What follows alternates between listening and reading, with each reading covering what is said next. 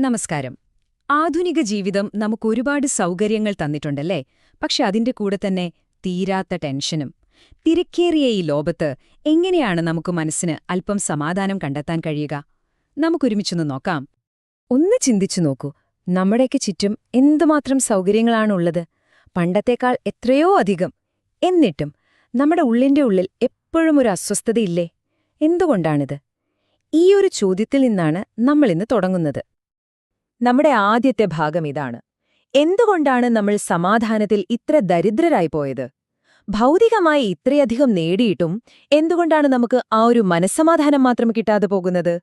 ഇതിന്റെ കാരണം നമുക്കൊന്ന് തേടിപ്പോകാം. ഈ ഒരു ചിത്രം നോക്കൂ. ഒരു വശത്ത് വളരെ കുറഞ്ഞ ആവശ്യങ്ങളുമായി പ്രകൃതിയോട് ചേർന്ന് ജീവിച്ച നമ്മുടെ പൂർവികർ, മറുവശത്ത് ടെക്നോളജിയുടെയും സൗകര്യങ്ങളുടെയും നടുവിൽ ജീവിക്കുന്ന നമ്മൾ. സത്യം പറഞ്ഞാൽ അവർക്ക് സൗകര്യങ്ങൾ വളരെ കുറവായിരുന്നു, പക്ഷെ അവരുടെ മനസ്സിൽ നല്ല ശാന്തതയുണ്ടായിരുന്നു. നമുക്കോ എല്ലാം കയ്യിലുണ്ട്, പക്ഷെ സമാധാനം മാത്രം എവിടെയോ പോയി ഒളിച്ചിരിക്കുന്നു. ഇത് തന്നെയാണ് ഇന്നത്തെ കാലത്തെ ഏറ്റവും വലിയ വിരോധാഭാസം. നമ്മള് കഷ്ടപ്പെട്ട് നേടിയ സൗകര്യങ്ങളൊന്നും നമുക്ക് ആത്യന്തികമായ ശാന്തത തരുന്നില്ല. സത്യത്തിൽ സൗകര്യങ്ങൾ കൂടുന്തോറും നമ്മുടെ ഉള്ളിലെ അസ്വസ്ഥത കൂടുകയാണോ എന്ന് പോലും തോന്നിപ്പോകും. ഇവിടെ നമ്മൾ തിരിച്ചറിയേണ്ട ഒരു പ്രധാന കാര്യമുണ്ട്. നമ്മുടെ ഈ ടെൻഷന്റെയൊക്കെ കാരണം കയ്യിലൊന്നുമില്ലാത്തതല്ല, അല്ലെങ്കിൽ സൗകര്യങ്ങൾ കുറവായതുകൊണ്ടല്ല, മറിച്ച് നമ്മൾ ജീവിക്കുന്ന രീതിയുടെ കുഴപ്പമാണ്. നമ്മുടെ ജീവിതശൈലിയാണ് ഇവിടത്തെ യഥാർത്ഥ വില്ലൻ. അപ്പോ ഈ അദൃശ്യനായ ശത്രു, അതായത് സ്ട്രെസ്, നമ്മുടെ ശരീരത്തിലും വീട്ടിലുമൊക്കെ വരുത്തിവെക്കുന്ന നാശനഷ്ടങ്ങൾ എന്തൊക്കെയാണെന്ന് നോക്കാം. ഇത് വെറുമൊരു തോന്നലല്ല, അതിനപ്പുറം വളരെ ഗൗരവമുള്ള ഒന്നാണ്. ഈ കാണുന്ന നമ്പർ 50% കൂടുതൽ. എന്താണിത്? ശരിക്കും നമ്മളെ ഞെട്ടിക്കുന്നൊരു കണക്കാണിത്. ഇത് എന്താണ് സൂചിപ്പിക്കുന്നതെന്ന് നോക്കാം. നമ്മൾ കേൾക്കുന്നതും അനുഭവിക്കുന്നതുമായ അസുഖങ്ങളിൽ 50%-ലധികത്തിന്റെയും, അതായത് ഹൈ ബി.പി., ഉറക്കമില്ലായ്മ, ഹൃദ്രോഗം, ഇതുപോലുള്ള മിക്ക അസുഖങ്ങളുടെയും മൂലകാരണം മാനസിക പിരിമുറുക്കമാണ്. ചുരുക്കി പറഞ്ഞാൽ, നമ്മുടെ മനസ്സ് രോഗിയാകുമ്പോൾ ശരീരം അതിനോട് പ്രതികരിക്കാൻ തുടങ്ങുന്നു.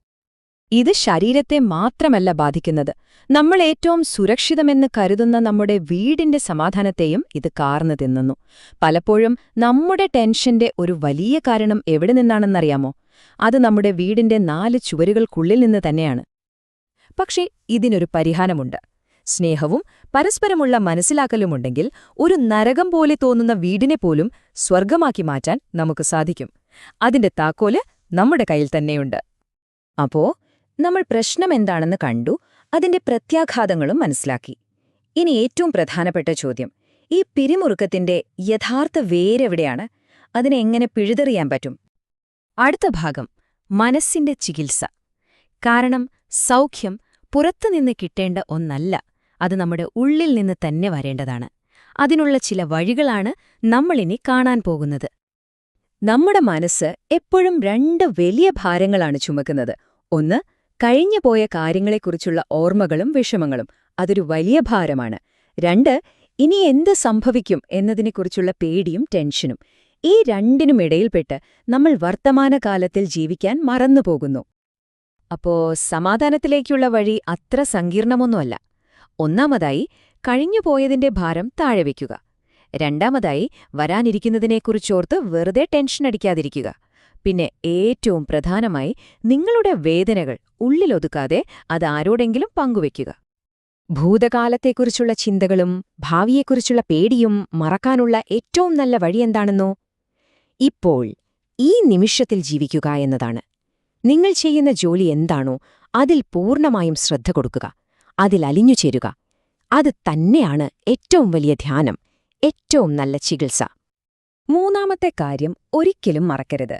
ടെൻഷൻ സഹിക്കാൻ പറ്റാതെ വരുമ്പോൾ അത് ഉള്ളിലൊതുക്കി വെക്കരുത്. അതൊരു പ്രഷർ കുക്കർ പോലെ എപ്പോഴെങ്കിലും പൊട്ടിത്തെറിക്കും. നിങ്ങൾക്ക് വിശ്വാസമുള്ള ഒരു സുഹൃത്തിനോടോ വീട്ടിലുള്ളവരോടോ ഒന്ന് മനസ്സ് തുറന്ന് സംസാരിക്കൂ. ആ ഭാരം ഇറക്കി വെക്കുമ്പോൾ കിട്ടുന്ന ആശ്വാസം അത് പറഞ്ഞറിയിക്കാൻ പറ്റാത്തതാണ്. ഇനി നമ്മൾ ഏറ്റവും പ്രധാനപ്പെട്ട ഒരു കാര്യത്തിലേക്കാണ് വരുന്നത്. നമ്മുടെ ചിന്താരീതിയിൽ ഒരു ചെറിയ മാറ്റം വരുത്തിയാൽ മാത്രം മതി ജീവിതത്തിലെ ഏതു പ്രശ്നത്തെയും നേരിടാനുള്ളൊരു ധൈര്യം കിട്ടും. ജീവിതത്തെ ഒരു കഴിയായി കാണാൻ നമുക്ക് പഠിക്കാം. ഈ ഒരു ആശയം ശ്രദ്ധിച്ചു കേൾക്കണം. നമ്മുടെ ജീവിതത്തിൽ വരുന്ന പ്രശ്നങ്ങളെ ഒരു വലിയ ദുരന്തമായി കാണാതിരിക്കുക. പകരം അതൊരു താൽക്കാലിക വെല്ലുവിളി മാത്രമാണെന്ന് കരുതുക. ഈ ഒരു കാഴ്ചപ്പാടിലെ മാറ്റം മാത്രം മതി നമ്മുടെ പകുതി ടെൻഷനും കുറയാൻ. പ്രശ്നങ്ങൾ ജീവിതത്തിന്റെ അവസാനമല്ല, മറികടക്കാനുള്ള വെല്ലുവിളികൾ മാത്രമാണ്.